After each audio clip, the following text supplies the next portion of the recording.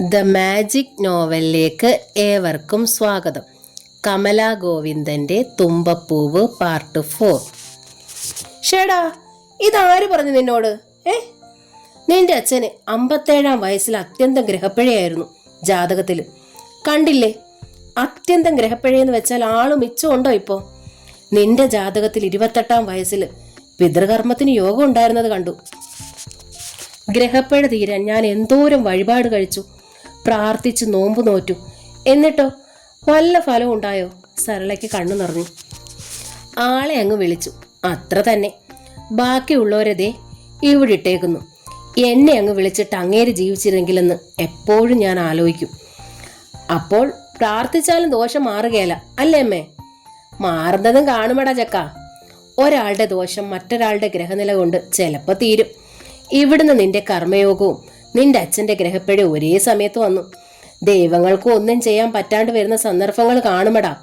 എൻ്റെ അനുഭവദോഷം അമ്മയ്ക്ക് വീണ്ടും സങ്കടമായി. ജനന സമയം കൊണ്ട് ചിലപ്പോൾ ദോഷങ്ങളുണ്ടാകും. അതൊന്നും ചിലപ്പോൾ തടുക്കാൻ പറ്റിയില്ലെന്ന് വരും. ചില നാളിൽ ചില സമയത്ത് ജനനം നടന്നാൽ വലിയ ദോഷങ്ങളാ. തന്തയ്ക്കും തള്ളയ്ക്കും ഒക്കെ ദോഷം സംഭവിക്കാം. തന്തക്കാലില ജനനം എന്ന് കേട്ടിട്ടില്ലേ? തീർച്ച തന്തയ്ക്ക് ദോഷവും. ചിലപ്പോൾ അമ്മാവന്മാർക്കും ദോഷം, ചിലപ്പോൾ തനിക്ക് തന്നെ ദോഷം. തൻകാലില ജനനം എന്ന് പറയും. പൂരാടം, അത്തം അതൊക്കെ ദോഷനാളുകളാ. തൃക്കേട്ടയ്ക്ക് തലക്കേട്ട വാഴുകയിലെന്ന് പറയും. ജനനം കൃത്യമായും ദോഷസമയത്തായാൽ അച്ചട്ടാ ഫലം. തൃക്കേട്ടയ്ക്ക് മൂത്ത സന്തതിക്ക് ദോഷം തന്നെയാ. അതൊന്നും കള്ളമല്ലടാ, വയറ്റിപ്പഴുപ്പുമല്ല. ജ്യോത്സ്യന്മാർ ചിലതൊക്കെ വയറ്റിപ്പഴുപ്പിന് ചെയ്യും. എല്ലാം മറ്റും അങ്ങനെയല്ല. കണക്കുകളും ശാസ്ത്രങ്ങളും ഒന്നും തീരെ തെറ്റല്ല, അതറിയാമോ? അമ്മ മകനെ നോക്കി. മകൻ ആലോചനയിലായിരുന്നു. താൻ പറയുന്നത് മകൻ കേൾക്കുന്നതേയില്ലെന്ന് അമ്മ അറിഞ്ഞു. എടാ ശിവദാസ, സരളാദേവി മകനെ തൊട്ട് വിളിച്ചു. ശിവദാസൻ ഞെട്ടി ഉണർന്നു. നീ എന്താടാ ആലോചിക്കുന്നത്? ശിവദാസൻ സംശയിച്ചു. അമ്മ വിശ്വാസിയാണ് എല്ലാ തരത്തിലും. കടുത്ത ഈശ്വര വിശ്വാസം. ഷഷ്ടികളും നോയമ്പുകളും മുടക്കാറില്ല. ചൊവ്വയും വെള്ളിയും ക്ഷേത്രത്തിൽ തൊഴുതിരിക്കും. ശകനം നോക്കി എവിടെ ഇറങ്ങും. മുഹൂർത്തവും രാഹുകാലവും നോക്കി എന്തും ചെയ്യും. ജ്യോത്സ്യത്തിലും കടുത്ത വിശ്വാസിയാണെന്നറിയാം. കുറച്ചൊക്കെ തന്നെ സ്വാധീനിച്ചിട്ടുണ്ടെന്ന് ശിവദാസിനറിയാം. എന്നാലും അമ്മയോട് വിഷയം സംസാരിച്ചത് ശരിക്കും മുഖവരയായിട്ട് തന്നെ. എടാ മോനെ, നീ കാര്യം പറയടാ. അമ്മ മകനെ വീണ്ടും കുലുക്കി ഉണർത്തി. അത് ശിവദാസ് പരിങ്ങല്ലായി. സ്റ്റേഷനിൽ പ്രതികളെ വിളിപ്പിക്കാറുണ്ട്. മർമ്മം നോക്കി കൈപ്രയോഗവും കാൽപ്രയോഗം നടത്തി ശൗര്യം കാട്ടാറുണ്ട്. പക്ഷെ ഇവിടെ ഇപ്പോൾ അമ്മയുടെ മുമ്പിലാണ് പെൺവിഷയവും. അവതരിപ്പിക്കുന്നത് എങ്ങനെ? സരളാദേവി കൗതുകത്തോടെ മകന്റെ പരിങ്ങൽ ശ്രദ്ധിച്ചു. ഉള്ളാലെ ചിരിക്കുകയും ചെയ്തു. എടാ ഇൻസ്പെക്ടറെ, അമ്മയ്ക്ക് കാര്യം മനസ്സിലായടാ എന്ന് പറയുന്നത് പോലെയായിരുന്നു ആ ചിരി. അമ്മേ, ഒരു 3-4 മാസം മുമ്പ് ഞാൻ പറഞ്ഞില്ലേ, കല്യാണം അടുത്തപ്പോൾ എടുത്തു വെച്ച ആഭരണങ്ങൾ കൊള്ളയടിച്ചതും പെണ്ണിന്റെ അമ്മയും അച്ഛനെയും കൊന്നതുമൊക്കെ. ശിവദാസൻ കാട് കയറി. ആദ്യം മുതൽ വിഷയം അവതരിപ്പിക്കുകയാണ്. ആ ഓർക്കുന്നുണ്ട് ഞാൻ. അന്ന് നഷ്ടപ്പെട്ട ആഭരണങ്ങളിൽ കുറച്ച് തിരിച്ചു കിട്ടി. അതുവോ, നന്നായി. എങ്ങനെയാണത് കിട്ടിയത്? ശിവദാസ് ചരിത്രം പറഞ്ഞു. കണ്ടമാന സ്വർണ്ണാഭരണങ്ങൾ പെണ്ണു വീട്ടുകാർ കൊടുക്കുന്നത് തെറ്റ്. ചെറുക്കം വീട്ടുകാർ വാങ്ങിക്കുന്നതും തെറ്റാ. 2 ജീവൻ നഷ്ടപ്പെട്ടതും കല്യാണം മുടങ്ങിയതും എല്ലാ ആഭരണങ്ങൾ കാരണമാ. ശിവദാസൻ തുടർന്നു. കഴിഞ്ഞ ദിവസം നടന്ന ശ്രമം പുത്തൻ പെണ്ണ് അണിഞ്ഞു വന്ന ആഭരണങ്ങൾ കവർച്ച ചെയ്യാനാണ്. പ്രദർശന വസ്തു ആക്കിയിട്ടല്ലേ ആഭരണങ്ങൾ കൊണ്ടുവരിക. ഏത് കള്ളനും ആഗ്രഹിക്കും കുറച്ച് കിട്ടാൻ. അത്രയ്ക്ക് കിലോ കണക്കിനാണ് പെണ്ണിന്റെ ദേഹത്തുണ്ടാവുക. എനിക്ക് എന്തായാലും എൻ്റെ അമ്മയുടെ ജീവൻ കളയാൻ വയ്യ. അതുകൊണ്ട് ഞാൻ കെട്ടുന്ന പെണ്ണിന് പൊന്നും വേണ്ട. സരളാദേവി പൊട്ടിച്ചിരിച്ചു. കള്ളനെ പേടിച്ച് പോലീസ് ഇൻസ്പെക്ടർ പൊന്നു ചോദിക്കാതെ കെട്ടുന്നൂന്ന്. നീ കേട്ടോടി അമ്മിണി? കേട്ട് ചേച്ചി. അമ്മിണി അങ്ങോട്ട് വന്നു. ശിവദാസ് ചമ്മിപ്പോയി. എൻ്റെ മകൻ ഒരു പാവപ്പെട്ട പെണ്ണിനെ കണ്ട് ഇഷ്ടപ്പെട്ടു. കെട്ടാൻ ആഗ്രഹിച്ചു. പൊന്നും പണവും തരാൻ പെണ്ണു വീട്ടുകാർക്ക് വഴിയില്ല. അപ്പോൾ എൻ്റെ കുഞ്ഞിന് ജീവനിൽ ഭയവും ആദർശവും ഒക്കെ ഉണ്ടായി. അതല്ലേടാ സത്യം? ഉഗ്രൻ ഇൻവെസ്റ്റിഗേഷൻ. ഇത്തവണ ശിവദാസ് ചിരിച്ചു. ഞാനൊരു പെണ്ണിനെ കണ്ടു. ശിവദാസ് മെല്ലെ പറഞ്ഞു. പക്ഷെ അവൾ ഗതികെട്ട പെണ്ണല്ല. കേൾക്കട്ടെ. അമ്മയ്ക്ക് ഉത്സാഹമായി. എന്താ പെണ്ണ്? എവിടെയുള്ളതാ? അതാ അമ്മയെ ഞാൻ പറഞ്ഞത്. ആഭരണം നഷ്ടപ്പെട്ട കല്യാണ പെണ്ണിന്റെ കാര്യം. അച്ഛനും അമ്മയും കൊല്ലപ്പെട്ട ആ പെണ്ണ് തന്നെ. ഇന്ന് ആഭരണം തിരിച്ചു പറ്റാൻ ആ പെൺകുട്ടി സ്റ്റേഷനിൽ വന്നിരുന്നു. എത്ര പാവം കുട്ടി, എന്തൊരു ശാലീനതയാണെന്നോ. നല്ല വിനയം, നല്ല പെരുമാറ്റം, എന്തൊരു മകന്റെ സംസാരം, മുഖത്തെ വെളിച്ചം. സരളാദേവിയുടെ മുഖത്തും ചിരിയുണ്ടായി. ആ പെണ്ണിന്റെ കല്യാണം നടന്നില്ലേടാ? ഇല്ല. ഓ, ആഭരണം ഇല്ലാത്തത് കൊണ്ടാണോ മുടങ്ങിയത്? അത് അമ്മയോട് കള്ളം പറയാൻ മകന് വയ്യ. ആ കുട്ടിയുടെ ജാതകദോഷം കൊണ്ടാ അച്ഛനും അമ്മയും മരിച്ചതെന്ന ജ്യോത്സ്യം പറഞ്ഞതത്രേ.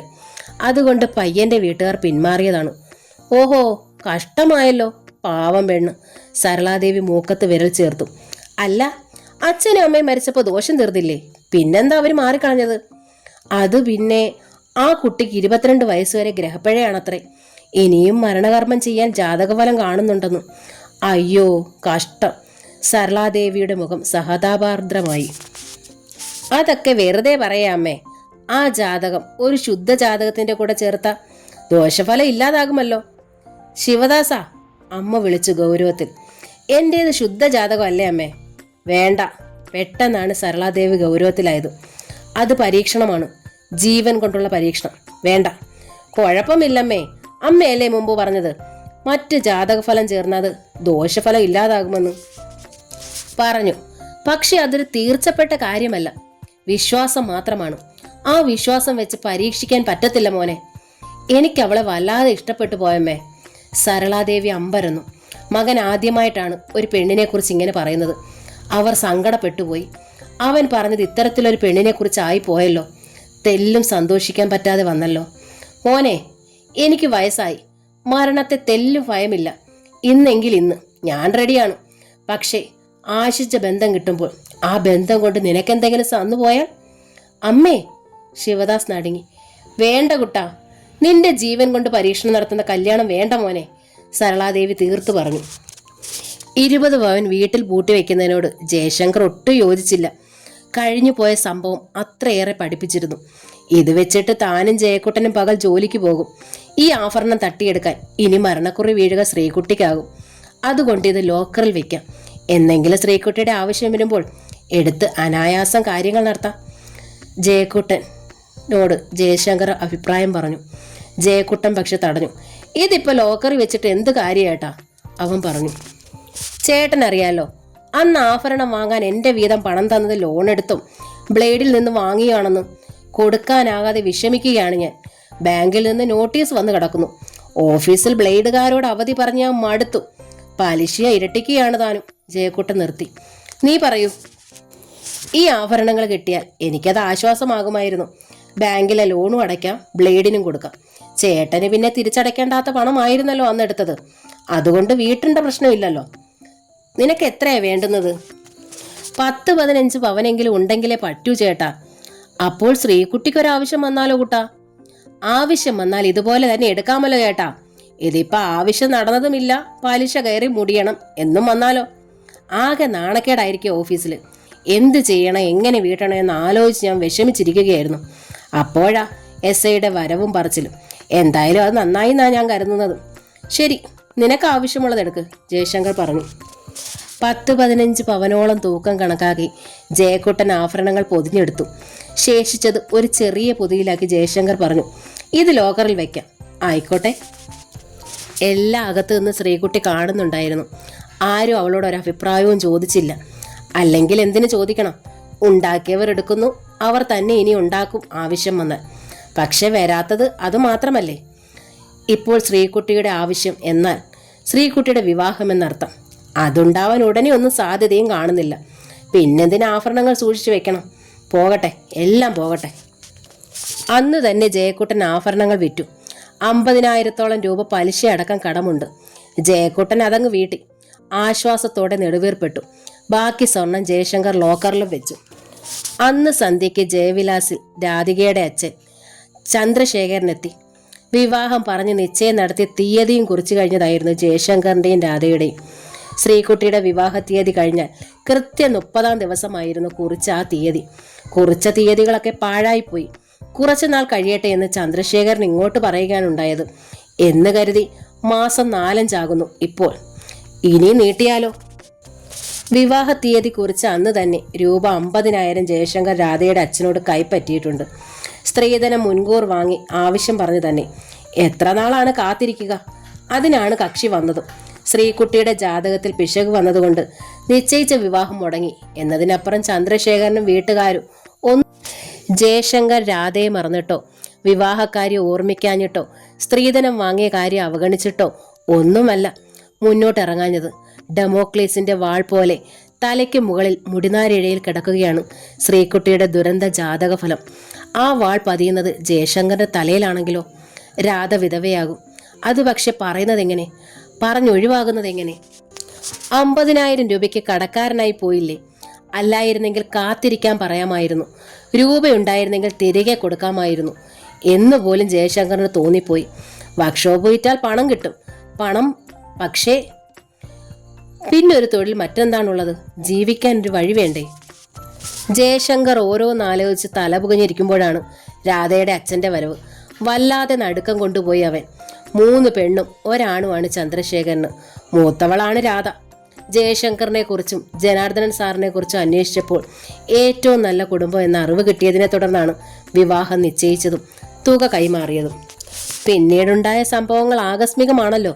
കുറച്ച് കഴിയട്ടെ എന്ന് പറഞ്ഞ് ചന്ദ്രശേഖരൻ തന്നെയാണ് അന്ന് ജയശങ്കറിനെ സമാധാനിപ്പിച്ചതെന്ന് സത്യം. ആ സമയം കഴിഞ്ഞിരിക്കുന്നു. ഇനി എന്താ പറയുക? ജയശങ്കറിന് ഒരെത്തും പിടിയും കിട്ടിയില്ല. എന്താ ജയ, അങ്ങോട്ടൊന്നും കണ്ടില്ലല്ലോ, കാര്യങ്ങളൊക്കെ മറന്ന മട്ടുണ്ടല്ലോ? ചന്ദ്രശേഖർ ലോഹ്യം ചോദിച്ചു. കാശു വാങ്ങി കാര്യം കണ്ടു കഴിഞ്ഞപ്പോൾ മറന്ന മട്ടുണ്ടല്ലോ എന്നൊരു ധ്വനിയില്ലേ? ജയശങ്കർ സംശയിച്ചു. മറന്നിട്ടല്ല, മറക്കുന്നത് എങ്ങനെ? അവൻ പരിങ്ങലിലായി. ആഹാ, അമ്മാവനോ? ജയക്കുട്ടനും അടുത്ത് വന്നു. ഒരു തീരുമാനം പറയാൻ അവനും കഴിയുന്നില്ലല്ലോ.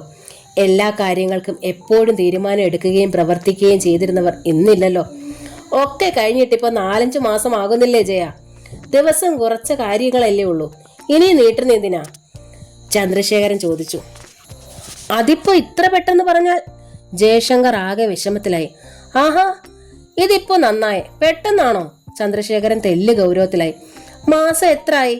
ഇപ്പൊ നടന്നതൊന്നും നമ്മൾ പ്രതീക്ഷിക്കാത്ത കാര്യങ്ങളാ. ശരി തന്നെ എന്ന് കരുതി കാര്യം നടക്കണ്ടായോ? ജയശങ്കറും ജയക്കുട്ടനും പരസ്പരം നോക്കി. വിഷമം ഉണ്ടാവുമെന്ന് എനിക്കറിയാം പിള്ളേരെ, പക്ഷേങ്കിൽ എന്നായാലും ഇത് വേണ്ടായോ?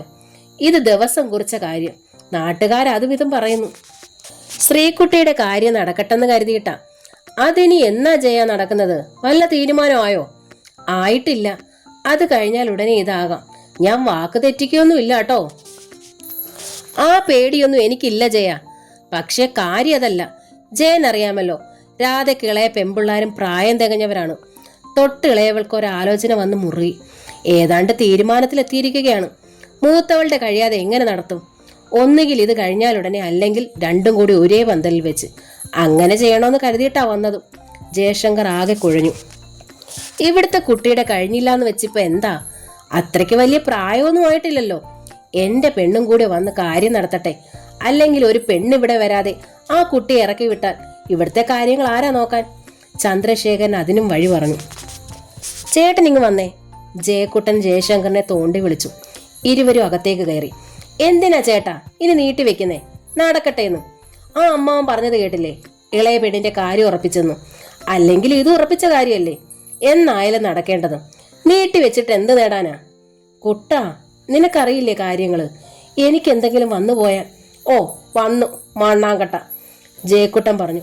ഒന്നും വരില്ല. വരാനാണെങ്കിൽ പിന്നെ നമ്മൾ ഈ പ്രാർത്ഥിക്കുന്ന എന്തിനാ? ദൈവങ്ങളൊക്കെ ഇവിടെ ഇരിക്കുന്ന എന്തിനാ?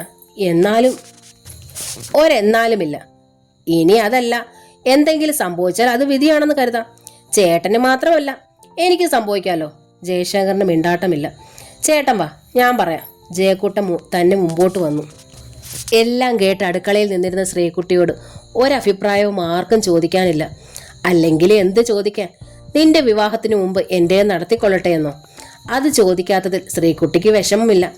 തൻ്റേത് ഏറ്റവും നല്ല രീതിയിൽ കഴിവിനപ്പുറം നടത്താൻ എല്ലാ തരത്തിലും ശ്രമിച്ചവരാണ് തൻ്റെ ഏട്ടന്മാർ. നടക്കാത്തത് തൻ്റെ കാലദോഷം. ശ്രീകുട്ടിക്ക് ദണ്ഡം അതിലല്ല. താൻ മൂലം തൻ്റെ ഏട്ടന്മാർ തീ തിന്നുന്നു, ജീവനെ ഭയപ്പെടുന്നു. തനിക്ക് എന്ത് ചെയ്യാൻ പറ്റും? മരിച്ചാലോ? തൻ്റെ മരണം ഇവരെ രക്ഷപ്പെടുത്തും. അതിന് പക്ഷെ കഴിയുന്നില്ല. മരണം എന്ന് കേൾക്കുമ്പോഴേ ഭയമാണ്. മരണത്തിൻ്റെ ഭീകരത ഏറ്റവും കൂടുതൽ ദർശിച്ചത് അച്ഛൻ്റെ അമ്മയുടെ മുഖത്തും ശരീരത്തുമാണ്. ശ്രീകുട്ടി തയ്യാറാക്കി വെച്ച ചായയും പലഹാരങ്ങളും രാധയുടെ അച്ഛന് നൽകി. ജയശങ്കറിന് പകരം ജയക്കുട്ടനാണ് ചന്ദ്രശേഖരനോട് വാക്കു പറഞ്ഞത്.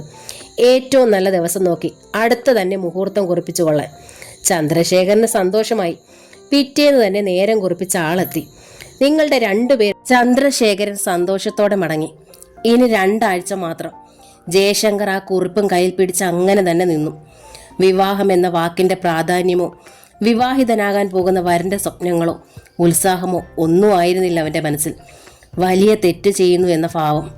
അച്ഛനും അമ്മയും ഇല്ലാത്ത സ്ഥിതിക്ക് ശ്രീകുട്ടിയുടെ കാര്യം നടക്കാതെ താൻ വിവാഹിതനാകുന്നത് ഒന്ന്.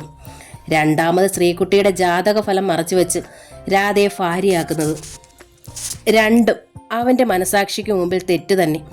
പക്ഷെ ഈ തെറ്റ് ചെയ്തേ പറ്റൂ. അല്ലെങ്കിൽ മടക്കി കൊടുക്കാൻ 50,000 രൂപ ഉണ്ടാക്കേണ്ടതായി വരും. ജയക്കുട്ടന്റെ കടം അവൻ വീട്ടി. അതുപോലൊരു വഴി ജയശങ്കറിന് തുറന്നു കിട്ടുമോ? ശ്രീകുട്ടിക്ക് ഒരുപാട് സന്തോഷമായി വല്യേട്ടന്റെ വിവാഹം ഉടനെ നടക്കുന്നതിൽ. ഈ വീട്ടിൽ ഇപ്പോൾ അനക്കമില്ല, ശബ്ദമില്ല. 3 പേരുള്ളവർ 3 ലോകത്താണ് എപ്പോഴും. അത്യാവശ്യത്തിന് മാത്രം മിണ്ടുന്നവർ, കഴിയുന്നത്ര നിശബ്ദത ഇഷ്ടപ്പെടുന്നവർ, കിലുകിലാരവം ഉയർത്തി കിലുക്കാൻ പെട്ടികളായിരുന്നവർ ഇന്ന് നിശബ്ദ ജീവികളാണ്. ചേട്ടത്തി അമ്മ വരുന്നതോടെ മാറ്റമുണ്ടാകും. ഒന്ന് മിണ്ടാനും പറയാനും തനിക്ക് കൂട്ടാകും. സങ്കടങ്ങൾ തുറന്നു പറയാനും ഒരാൾ. ശ്രീകുട്ടിക്ക് വല്ലാത്തൊരു ഉത്സാഹം തോന്നി. എന്നാലും വെള്ളിയാഴ്ചയും ചൊവ്വാഴ്ചയും കഴിയുന്നത്ര ക്ഷേത്രദർശനം അവൾ മുടക്കാറില്ല. ശ്രീ പരമേശ്വരനും പാർവതിയും. അവർക്ക് മുമ്പിൽ നിന്നവൾ പ്രാർത്ഥിക്കും. എൻ്റെ ദൈവങ്ങളെ, ഏട്ടന്മാർക്കൊരാപത്തും ഉണ്ടാകരുതേ, ദീർഘായുസ് നൽകണേ. ഒരു വെള്ളിയാഴ്ച അവൾ തൊഴുതു മടങ്ങി ക്ഷേത്രവളപ്പ് കടന്ന് ഇടവഴിയിലേക്ക് ഇറങ്ങവേ പെട്ടെന്ന് അടുത്ത് വന്നൊരു ബൈക്ക് നിന്നു. ശ്രീകുട്ടി മുഖമുയർത്തി. രണ്ടാമതൊന്നുകൂടി നോക്കിയിട്ടേ അവൾക്കാളെ മനസ്സിലായുള്ളൂ. SI ശിവദാസ്. സിവിൽ ഡ്രസ്സിലല്ലാതെ ആദ്യമായി കാണുകയായിരുന്നു അവൾ.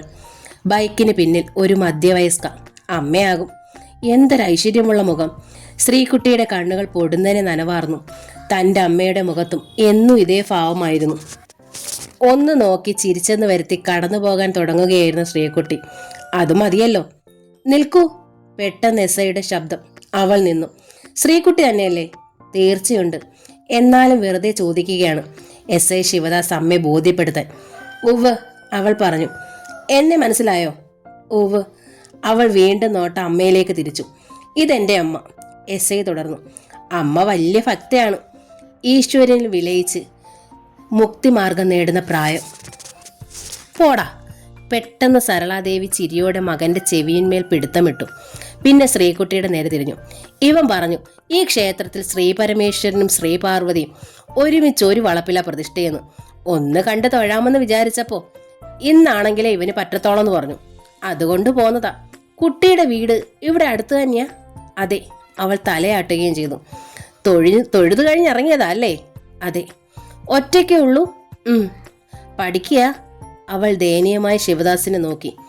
ആ അമ്മേ, ആ കുട്ടിയുടെ പഠിത്തമൊക്കെ കഴിഞ്ഞതാ. അമ്മയ്ക്ക് തൊഴണ്ടായോ? പോകാം, ശ്രീകുട്ടി പോയിക്കോളൂ. ശിവദാസ് ശ്രീകുട്ടിയെ രക്ഷപ്പെടാൻ സഹായിച്ചു. ബൈക്ക് സ്റ്റാർട്ട് ചെയ്തു. നന്ദിപൂർവ്വം ഒന്ന് നോക്കിയിട്ട് ശ്രീകുട്ടി മെല്ലെ നടന്നു. അവൾ നടന്നു പോകുന്ന നോക്കിയപടി ഇരിക്കുന്ന അമ്മയെ ശ്രദ്ധിക്കുന്നില്ലെന്ന ഭാവത്തിൽ ശിവദാസ് വണ്ടി വിട്ടു. ഗേറ്റ് കടന്നു. കൊട്ടിയമ്പലത്തിനപ്പുറത്ത് ബൈക്ക് വെച്ചു ഇറങ്ങി. നടയ്ക്ക് മുമ്പിൽ നിന്ന് തൊഴുമ്പോൾ ശിവദാസ് പ്രാർത്ഥിച്ചു. ശ്രീ പരമേശ്വര, ശ്രീ പാർവതി, 2 പേരും കൂടി എൻ്റെ ശ്രീകുട്ടിയുടെയും കല്യാണം പെട്ടെന്ന് നടത്തി തരണേ. പ്രധാന ശ്രീകോവിലിൽ തൊഴുത് ചുറ്റുവലത്തിട്ട് വഴിപാടും കഴിപ്പിച്ച് അമ്മയും മകനും ഇറങ്ങി. ബൈക്കിനടുത്തേക്ക് നടക്കുന്ന ശിവദാസിനെ അമ്മ പിടിച്ചു നിർത്തി. ശിവദാസ്, നിന്നേടാ. മകൻ തിരിഞ്ഞു നോക്കി. ആ കുട്ടിയുടെ വീട് ഇവിടെ തൊട്ടടുത്താണോടാ? മനസ്സാർത്ത് വിളിച്ചു. എന്നിട്ട് ഒന്നും അറിയാത്ത ഭാവം നടിച്ചു ചോദിച്ചു. ഏത് കുട്ടിയുടെ? മുൻപ് നമ്മൾ കണ്ട കുട്ടി. ഓ, ശ്രീകുട്ടി. ആ, അത്രയ്ക്കടുത്തല്ല. നല്ല മുഖശ്രീ, നല്ല ഐശ്വര്യം, ഒതുക്കം, സുന്ദരി കുട്ടി തന്നെ. ആട്ടെ, നായര് കുട്ടിയാ? സരളാദേവിക്ക് ആകാംക്ഷ. ആ കുട്ടി നായരോ നസ്രാണിയോ ആരേലും ആകട്ടെ, നമുക്കെന്താ? അമ്മ കയറ്, പോകാം. അതല്ലട മോനെ, പൂച്ചയ്ക്ക് കയറിയ മട്ടാണ് അമ്മ. പോകാൻ ഭാവമില്ല. പിന്നെന്താ? നല്ല ഐശ്വര്യമുള്ള കുട്ടി. ഇതമ്മ മുമ്പേം പറഞ്ഞതാ. ഇത്രയ്ക്ക് പറയാൻ മാത്രം എന്താ വിശേഷം? നിനക്ക് എന്തോന്നറിയാം? എനിക്ക് ആ പെണ്ണിനെ ഇഷ്ടമായി. വല്ലാതെ എൻ്റെ മനസ്സിനിണങ്ങിയതുപോലെ. നിനക്ക് വേണ്ടി ഒന്ന് ആലോചിക്കുക എന്ന് വെച്ചിട്ടാ. അമ്മയൊന്ന് കെട്ടിപ്പിടിക്കാൻ തോന്നിപ്പോയി. തൻ്റെ പരിശ്രമം എത്ര പെട്ടെന്ന് ഫലിച്ചു. ഭഗവാനെ, പരമേശ്വര, ഭക്തവത്സല, ദേവി, മഹാമായെ, എത്ര പെട്ടെന്ന് നിങ്ങൾ ഇരുവരും കൂടി എന്നെ അനുഗ്രഹിച്ചു. അല്ല, ഒറ്റയ്ക്ക് നിൽക്കുന്ന ദേവിയുടെയും ദേവന്റെ അടുത്ത് പറയുന്നതിലും നല്ലത് ഇത് തന്നെയാണ്. ഒരു ക്ഷേത്ര വളപ്പിൽ രണ്ടുപേരും നിൽക്കണം. സ്നേഹത്തിന്റെ വില ഇവർക്കേ അറിയൂ. അല്ല, ഒന്ന് പെട്ടെന്ന് കൂടിയാലോചന ചെയ്ത് അനുഗ്രഹിക്കണമെങ്കിലും ഇരുവരും ഒരിടത്താണെങ്കിൽ അത് എളുപ്പമല്ലേ? ശ്രീകുട്ടിയുടെ കാര്യം അമ്മയോട് അവതരിപ്പിച്ചപ്പോഴേ പാളിപ്പോയി. അമ്മയെ സമ്മതിപ്പിക്കാനും ശ്രീകുട്ടിയെ സ്വന്തമാക്കാനും എന്താണ് വഴിയെന്ന് ആലോചിച്ചിരിക്കുമ്പോഴാണ് യാദൃച്ഛികമായൊരു കേസന്വേഷണവുമായി ഈ വഴി വരുമ്പോൾ ഈ ക്ഷേത്രത്തിലേക്ക് അവൾ കയറുന്നത് കണ്ടത്. തുടർന്ന് അന്വേഷിച്ചപ്പോൾ അറിഞ്ഞു, ചൊവ്വയും വെള്ളിയും മുടങ്ങാതെ ക്ഷേത്ര ദർശനം പതിവാണ് അവൾക്കെന്നും. ക്ഷേത്രത്തെക്കുറിച്ച് അന്വേഷിച്ചു. പരമശിവനും പാർവതി ഒരേ ക്ഷേത്രത്തിൽ അപൂർവമാണ്. അമ്മയെ ഇളക്കാൻ വഴിയായി. വെള്ളിയാഴ്ച തിരഞ്ഞെടുത്തത് മനഃപൂർവ്വം. ഏകദേശം അവളെ കണ്ടുമുട്ടാനുള്ള സമയം കണക്കുകൂട്ടിയാണ് വന്നതും. അവളെ കണ്ടാൽ അമ്മയ്ക്ക് ഇഷ്ടമാകും എന്ന് തീർച്ചയുണ്ടായിരുന്നു. അതെത്ര സത്യമായി. നീ എന്താടാ മിണ്ടാത്തത്? നിനക്ക് വേണ്ടി ആലോചിക്കാമെന്ന് പറഞ്ഞിട്ട് സരളാദേവി ചോദിച്ചു. എന്തു പറയാൻ? നിനക്ക് ആ കുട്ടി ഇഷ്ടപ്പെട്ടോ? നല്ല കുട്ടി. എന്താ ഇഷ്ടപ്പെടാതെ വരാൻ? നിനക്കെങ്ങനെ ആ കുട്ടിയെ പരിചയം? ഞാൻ പോലീസ് ഇൻസ്പെക്ടർ അല്ലേ, കേസന്വേഷണമല്ലേ പണി, അങ്ങനെ കണ്ടു. SI നിസ്സാരമായി പറഞ്ഞു. എന്ത് കേസ്? അമ്മയ്ക്ക് ആകാംക്ഷ. പറയേണ്ട സന്ദർഭം ഇതാണ്, പറഞ്ഞു. ഈ കുട്ടിയുടെ അച്ഛനും അമ്മയും വെട്ടിക്കൊന്നിട്ടാണ് വിവാഹത്തിന് വാങ്ങി വെച്ചിരുന്ന സ്വർണ്ണാഭരണങ്ങൾ കൊള്ളയടിച്ച് എന്ന് ഞാൻ പറഞ്ഞത്. വിവാഹം മുടങ്ങി എന്ന് ഞാൻ പറഞ്ഞില്ലേ, അതും ഈ കുട്ടിയാണ്. നീ ഇന്നാൾ പറഞ്ഞ കുട്ടി? ആ, ശിവദാസ് സമ്മതിച്ചു. സരളാദേവി മകനെ ഒന്ന് സൂക്ഷിച്ചു നോക്കി. അമ്മ കണ്ടല്ലോ അവളെ.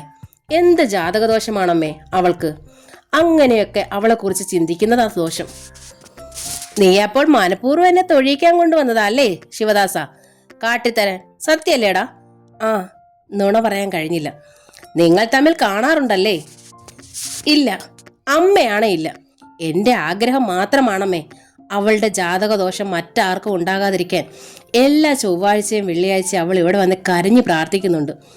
ആ കരച്ചിൽ കേൾക്കാതിരിക്കണമെങ്കിൽ ഈ ക്ഷേത്രത്തിലുള്ളത് വെറും കല്ലുകളായിരിക്കണം അമ്മേ. ശിവദാസ്, നീ വണ്ടി എടുക്ക്. അമ്മേ, ഞാൻ പറഞ്ഞത്.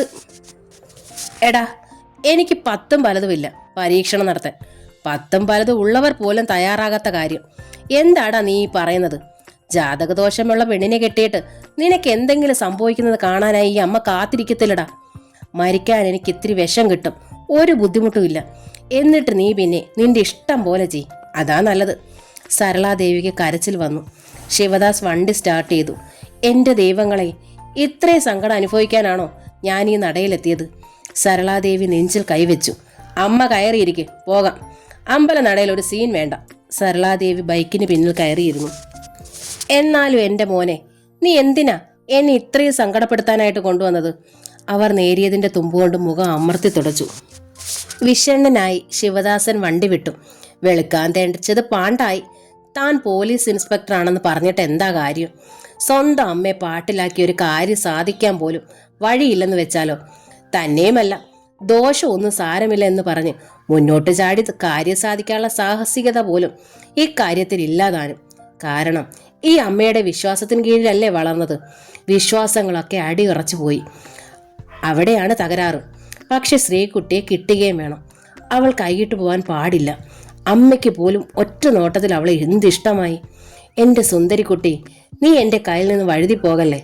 കൊല നടന്നതും ആഭരണം നഷ്ടപ്പെട്ടതും ജാതകദോഷം പറഞ്ഞതും വിവാഹം മുടങ്ങിയതും ഒന്നും ശ്രീകുട്ടിയുടെ ഭാഗ്യദോഷമല്ല, തൻ്റെ ഭാഗ്യമാണെന്നാണ് ഇൻസ്പെക്ടർ ശിവദാസ് വിശ്വസിക്കുന്നു. അല്ലായിരുന്നെങ്കിൽ ശ്രീകുട്ടി എന്ന ഇന്ന് ആ ഡോക്ടർ പയ്യൻ്റെ ഭാര്യയാകുമായിരുന്നു. തനിക്ക് അവളെ ഒന്ന് നോക്കാൻ പോലും പറ്റില്ലായിരുന്നു. കൊല നടന്ന അന്ന് അവളെ ശ്രദ്ധിച്ചതേയില്ല. പക്ഷേ ആഭരണത്തിൻ്റെ കാര്യം പറയാൻ ചെന്നപ്പോൾ അറിയാതെ ശ്രദ്ധിച്ചു പോയി. ആരും സ്വന്തമാക്കാൻ ആഗ്രഹിച്ചു പോകുന്നത്ര ചേതോഹാരിയാണവൾ. എന്താ ചെയ്യുക? വീട്ടിൽ ചെന്നിട്ട് ശിവദാസൻ ആലോചിക്കുകയാണ്. ശ്രീകുട്ടി കൈവിട്ട് പോകരുത്, അത്രേ വേണ്ടു. അതിനെന്താ വഴി? എനിക്ക് ആ പെൺകുട്ടി ഇഷ്ടപ്പെട്ടു ശിവദാസ, അമ്മ തുറന്നു പറഞ്ഞു. നല്ലോണം ഇഷ്ടപ്പെട്ടു. അതല്ലേ നിനക്ക് വേണ്ടി ആലോചിക്കാൻ ഞാൻ തയ്യാറായതും. പക്ഷേ നിനക്ക് തന്നെ ദോഷം വരുമെന്ന് കണ്ടാൽ അമ്മ കൂട്ടു നിൽക്കുമോ? സരളാദേവിയുടെ തീരുമാനം അതാണ്. ശിവദാസിന് ശ്രീകുട്ടിയെ കിട്ടണം, കിട്ടിയേ തീരൂ. ഇത്തിരി കാത്തിരിക്കാനും തയ്യാറാണ്, പക്ഷേ കിട്ടണം. വീണ്ടും ഒരു ദിവസം ഇൻസ്പെക്ടർ ശിവദാസ് ശിവപാർവതി ക്ഷേത്രത്തിന് മുൻപിലെത്തി. ഇക്കുറി ഒറ്റയ്ക്കാണ്. പ്രാർത്ഥിച്ചു. എൻ്റെ പരമേശ്വര, നമ്മുടെ പേരൊന്നാണ്, നിന്റെ ദാസനുമാണ് ഞാൻ, കൈവെടിയല്ലേ. ഇഷ്ടൈശ്വര്യം നഷ്ടപ്പെട്ടാലുള്ള വേദന എന്താണെന്ന് അറിയാവുന്ന ആളാണ് പരമേശ്വരൻ. അതുകൊണ്ട് കൈവെടിയില്ല. ഇൻസ്പെക്ടർ സ്വയം ആശ്വസിച്ചു. പിന്നെ കാത്തുനിന്നു. ഗേറ്റിന് വെളിയിലായിരുന്നു ആ കാത്തുനിൽപ്പ്. ഒടുവിൽ വന്നു. അകലെ നിന്ന് ശ്രീകുട്ടിയുടെ രൂപം കണ്ടപ്പോഴും നെഞ്ച് വല്ലാതെ പിടയ്ക്കാൻ തുടങ്ങി. അവളെ ഒറ്റയ്ക്ക് അഭിമുഖീകരിക്കുന്നത് ആദ്യമായാണ്. അവളെയെന്നല്ല, ഇത്തരം ആവശ്യത്തിനായി ഒരു പെണ്ണിനെ കാത്തു നിൽക്കുന്നത് തന്നെ ആദ്യമായി. നന്നേ അടുത്തെത്തിയപ്പോഴേ ശ്രീകുട്ടി മുഖം ഉയർത്തിയുള്ളൂ. അപ്പോഴേ ഇൻസ്പെക്ടറെ അവൾ കണ്ടതുള്ളൂ. ഒരു പരിചിത ഭാവം വിടർന്നു. പിന്നെ ഒരു നേരിയ ചിരി. കടന്നു പോകാനാണ് അവൾ അപ്പോഴും ശ്രമിച്ചത്. ശ്രീകുട്ടി, ശിവദാസ് പതിയെ വിളിച്ചു. അവൾ നിന്നു. ചോദ്യഭാവത്തിൽ നോക്കി. ശ്രീകുട്ടിയെ കാണാൻ നിന്നതാണ്. അവളിൽ അത്ഭുത ഭാഗം. ഈ ജാതകദോഷത്തിലൊക്കെ ശ്രീകുട്ടി വിശ്വസിക്കുന്നുണ്ടോ? പെട്ടെന്നായിരുന്നു ചോദ്യം. അവൾ വല്ലാതെ വിഷമിച്ചു പോയി. കണ്ണുകൾ തുളുമ്പിപ്പോയതും പെട്ടെന്നാണ്. ഷേ, കരയാതെ. ഇൻസ്പെക്ടർക്കും ചമ്മലായി. മഫ്തിയിലാണ് നിൽക്കുന്നതെങ്കിലും താനൊരു ഇൻസ്പെക്ടർ അല്ലേ? തൻ്റെ മുമ്പിൽ നിന്ന് പെണ്ണ് കരയുക താൻ കാരണം. കരയാതെ കരയാതെ ശ്രീകുട്ടി. തൻ്റെ തുടക്കം അങ്ങനെ ആയിരുന്നില്ല വേണ്ടതെന്ന് ശിവദാസിന് മനസ്സിലായി. ഞാൻ ചോദിച്ചതേ എനിക്കതിലൊന്നും വിശ്വാസമില്ലെന്ന് പറയാനായിരുന്നു. ശ്രീകുട്ടി ഹാഫ് സാരിയുടെ തുമ്പ് കൊണ്ട് കണ്ണു തുടച്ചു. എനിക്ക് എന്താ പറയുക? ശ്രീകുട്ടി തെറ്റിദ്ധരിക്കത്തില്ലല്ലോ. എനിക്ക് ശ്രീകുട്ടി ഇഷ്ടമായി. ഇഷ്ടമായെന്ന് വെച്ചാൽ ഒരുപാട് ഇഷ്ടം. ഇപ്പോൾ കൊണ്ടുപോകാൻ തക്ക ഇഷ്ടം. അമ്പരന്ന് പോയി ശ്രീകുട്ടി. കണ്ണു മിഴിച്ചവൾ മുമ്പിലുള്ള രൂപത്തെ നോക്കി. മുഖം ഭംഗിയും പൗരുഷവുമുള്ള മുഖം. ആരും സമ്മതിക്കുന്ന ആകാര ഭംഗി. എന്താ ശ്രീകുട്ടി, ഒന്നും പറഞ്ഞില്ല? ശിവദാസന്റെ ചോദ്യം അവളെ ഉണർത്തി. ഞാൻ പോവുക. അവൾ ക്ഷേത്രത്തിലേക്ക് കടക്കാൻ തിടുക്കം കൊണ്ടു. നിൽക്കൂ, ശിവദാസൻ പറഞ്ഞു. ഒന്നും പറയാതെ പോകുന്നത് എന്താ? ഞാനിപ്പോൾ എന്താ പറയുക? ഇഷ്ടാന്നോ ഇഷ്ടമല്ലെന്നോ എന്തെങ്കിലും? ജാതകത്തിൽ ദോഷമുള്ള എനിക്ക് ഇഷ്ടമായാൽ എന്താ, ഇഷ്ടമായില്ലെങ്കിൽ എന്താ? അവൾ മുഖം കുനിച്ചു. ദോഷം 22 വയസ്സ് വരല്ലേ ഉള്ളൂ. അവൾ മിണ്ടിയില്ല. ദോഷം ഉണ്ടായാലും ഇല്ലെങ്കിലും ശ്രീകുട്ടി ഇപ്പോൾ സ്വന്തമാക്കാൻ എനിക്കിഷ്ടമാണ്. അവളുടെ കണ്ണുകൾ വിടർന്നു പോയി. പക്ഷെ എൻ്റെ അമ്മ സമ്മതിക്കില്ല. വലിയ വിശ്വാസക്കാരിയാ എല്ലാത്തിലും. ശകുനവും രാഹുകാലവും നോക്കിയേ പുറത്തേക്ക് ഇറങ്ങുക പോലും ചെയ്യും. സ്നേഹത്തെക്കുറിച്ചൊക്കെ പറഞ്ഞിട്ട് അമ്മയ്ക്ക് മണ്ണാങ്കട്ടയെന്നാ മനസ്സിലാകുന്നത്. അതിന് ശ്രീകുട്ടിയെ കണ്ടാൽ മനസ്സ് മാറുമെന്ന് കരുതി മനഃപൂർവ്വം കൊണ്ടുവന്നതാ ഞാൻ കഴിഞ്ഞ ദിവസം. അവൾ സാഗൂതം നോക്കുകയായിരുന്നു. ആ മുഖം, സംസാരം, നിൽപ്പ് ഒക്കെ. പക്ഷെ അമ്മ സമ്മതിച്ചില്ല. ശ്രീകുട്ടിയെ നന്നേ ഇഷ്ടമായി. പക്ഷെ ദോഷകാലം കഴിയട്ടെ എന്ന് ശ്രീകുട്ടി. ഞാനത് പറയാനാ വന്നത്. എൻ്റെ അമ്മയെ ധിക്കരിക്കാൻ എനിക്ക് വയ്യ. അത് അമ്മയെ തകർക്കും. ഞാൻ കാത്തിരിക്കാം. 3 വർഷം കഴിയാനായി. പൊന്നും പണവും ഒന്നും വേണ്ട. എനിക്ക് ശ്രീകുട്ടിയെ വേണം. ശ്രീകുട്ടിയെ മാത്രം. കാത്തിരിക്കുമോ? കാത്തിരിക്കണം. ശ്രീകുട്ടി മിണ്ടിയില്ല. അവളുടെ കണ്ണുകൾ തുളുമ്പുകയായിരുന്നു. നെഞ്ചിടം വിങ്ങുകയായിരുന്നു. നിൽക്ക് എന്ന് ശിവദാസൻ പറഞ്ഞിട്ടും കേൾക്കാതെ അവൾ അകത്തേക്ക് കയറിപ്പോയി. വേലൻ്റെയും ദേവിയുടെയും മുമ്പിലേക്ക്. എല്ലാ സങ്കടങ്ങളുടെയും കെട്ടഴിക്കാനെന്നോണം. എൻ്റെ ഈശ്വരന്മാരെ, ഇത്രയധികം സങ്കടത്തിൽ ദഹിപ്പിക്കാൻ മാത്രം ഞാൻ എന്ത് പാവമാണ് ചെയ്തത്? തിരുനടയ്ക്ക് മുമ്പിൽ നിന്ന് കണ്ണീരോടെ ശ്രീകുട്ടി ചോദിച്ചുപോയി. തൊഴുതിറങ്ങാൻ മനഃപൂർവ്വം അവൾ കൂടുതൽ സമയമെടുത്തു. വെറുതെ ചുറ്റുവലത്തിട്ടു. 3ന് പകരം 7. ഇറങ്ങി ചെല്ലുമ്പോൾ ആ മനുഷ്യൻ അവിടെ ഉണ്ടായിരിക്കരുതേ ദേവി എന്നവൾ പ്രാർത്ഥിച്ചു. ദേവി കനിഞ്ഞു. അവൾ ഇറങ്ങി ചെല്ലുമ്പോൾ ബൈക്കോ ശിവദാസനോ ഉണ്ടായിരുന്നില്ല. കാത്തിരിക്കണമെന്ന് നിർബന്ധം പോലെ, ആജ്ഞ പോലെ. എന്തിനു വേണ്ടി? പൊന്നും പണവും ഒന്നും വേണ്ടാത്രേ. 3 വർഷം കഴിഞ്ഞാൽ കൂടെ കൂട്ടിക്കോളാമെന്ന്. 3 വർഷം കഴിയണമല്ലോ വിവാഹം. അങ്ങനെയൊന്നും ഇപ്പോൾ ചിന്തയിൽ പോലുമില്ല. ഒത്തിരി മോഹിച്ചു. ഒരുപാട് സ്വപ്നങ്ങൾ നെയ്തു. പലരും പറയുന്നത് പോലെ അതിമോഹമായിരുന്നു. ഡോക്ടറുടെ ഭാര്യയാകാൻ ശ്രമിച്ചു. തെറ്റ് പറ്റിയത് അവിടെയാണോ? ഡോക്ടറുടെ പദവിക്കൊത്ത് ഉയരാൻ ശ്രമിച്ചതല്ലേ പറ്റിയ തെറ്റ്? 85 പവൻ്റെ ആഭരണങ്ങൾ. കയ്യിലുള്ള പണവും പോരാത്തത് അമിത പലിശയ്ക്ക് വാങ്ങിച്ചു. വേണ്ടിയിരുന്നില്ല. കൈയിന്മേലും കഴുത്തിലും കാതിലും മിതമായ ആഭരണങ്ങൾ. അതിൽ കവിഞ്ഞു പോയതാണ് കവർച്ചക്കാരെ ആകർഷിച്ചത്. അതാണ് അച്ഛൻ്റെ അമ്മയുടെയും ജീവൻ തന്നെ അപഹരിച്ചത്. എല്ലാം തകർച്ചയിലായത്.